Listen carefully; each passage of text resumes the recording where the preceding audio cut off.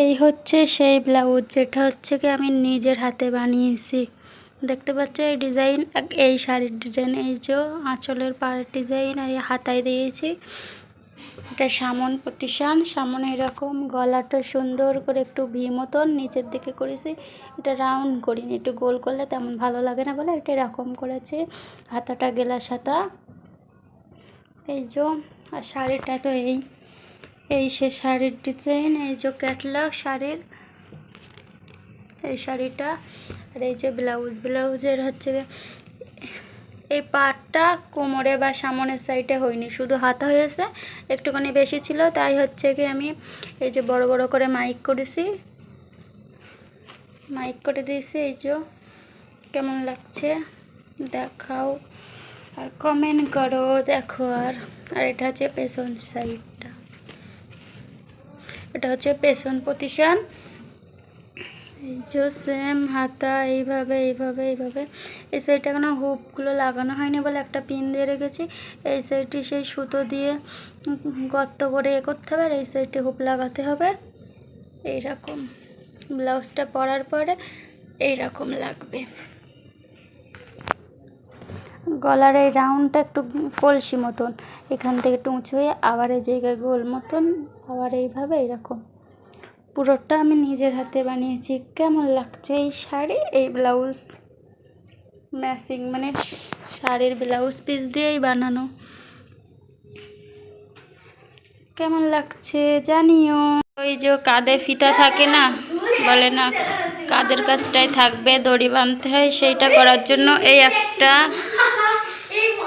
আর এই একটা কাপড় দিয়ে বানিয়ে নেবো, নিয়ে কাঁধে জুড়ে দেবো। কারণ এইটা কোমরের সাইডের এইটা জুড়ে সেলাই করে নিয়েছি, এই যে চাপ সেলাই দিয়ে নিয়েছি।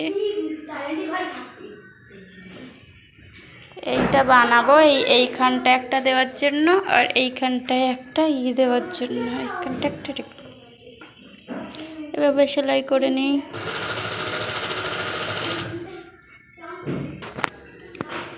এই যে সেলাই করে নিয়েছি, দেখতে পাচ্ছ সেলাই দেওয়া হয়েছে। এখান দিয়ে সেলাই দেখা যাচ্ছে না, সেম কালারের সুতো। এবারে এইটা দিয়ে এইটা থেকে উল্টে নেব, এই কটটা আর এইটা।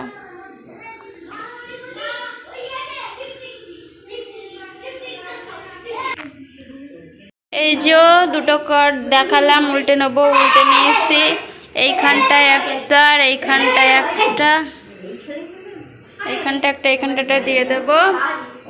একটু ছোট করলে মনে হয় ভালো হতো, এখানটায় বাঁধলে এরকম বড় বড় ঝুলবে, পিছনে ঝুলবে না, বড় থাক আপাতত, দেখি কীরকম লাগে। আগে এইখানটায় দিয়ে নেবো, দিয়ে বেঁধে রাখবো, তারপর যদি দেখে তারপরে এইখানটায় মাইকের ফুল বানাবো। এই যে একটুখানি কাপড় বেশি আছে, এইটা দিয়ে।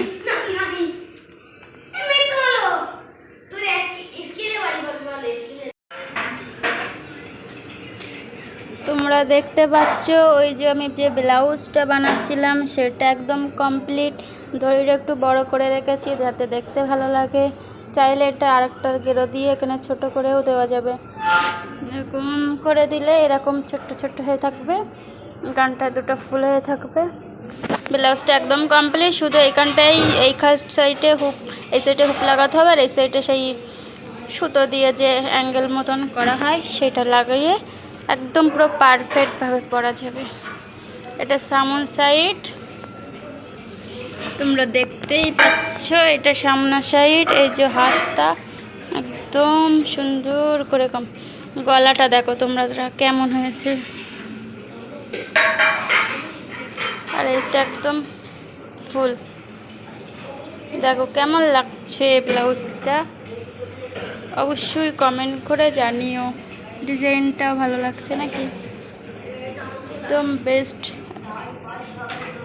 কেমন লাগছে কমেন্ট করো। আমার কাছে তো অনেক সুন্দর লাগছে, নিজের হাতে বানানো জিনিস।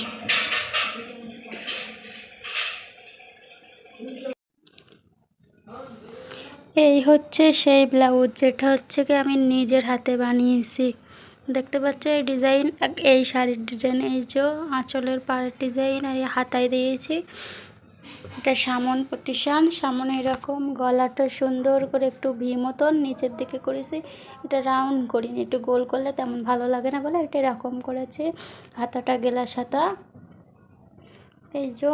আর শাড়িটা তো এই সে শাড়ির ডিজাইন, এই যে ক্যাটলগ শাড়ির এই শাড়িটা। আর এই যে ব্লাউজের হচ্ছে এই পাটটা কোমরে বা সামনের সাইডে হয়নি, শুধু হাতা হয়েছে, একটুখানি বেশি ছিল, তাই হচ্ছে কি আমি এই যে বড় বড় করে মাইক করে দিয়েছি। এই যে কেমন লাগছে দেখাও আর কমেন্ট করো, দেখো। আর এটা হচ্ছে পেছন সাইডটা, এটা হচ্ছে পেছন পজিশন। এই যে সেম হাতা এইভাবে এই সাইডটা এখনো হুপগুলো লাগানো হয়নি বলে একটা পিন দিয়ে রেখেছি। এই সাইডটি সেই সুতো দিয়ে গর্ত করে করতে হবে, আর এই সাইডে হুপ লাগাতে হবে। এইরকম ব্লাউজটা পরার পরে এইরকম লাগবে। গলার এই রাউন্ডটা একটু কলসি মতন, এখান থেকে একটু উঁচু হয়ে আবার এই জায়গায় গোল মতন, আবার এইভাবে এইরকম পুরোটা আমি নিজের হাতে বানিয়েছি। কেমন লাগছে এই শাড়ি, এই ব্লাউজ ম্যাচিং, মানে শাড়ির ব্লাউজ পিস দিয়েই বানানো।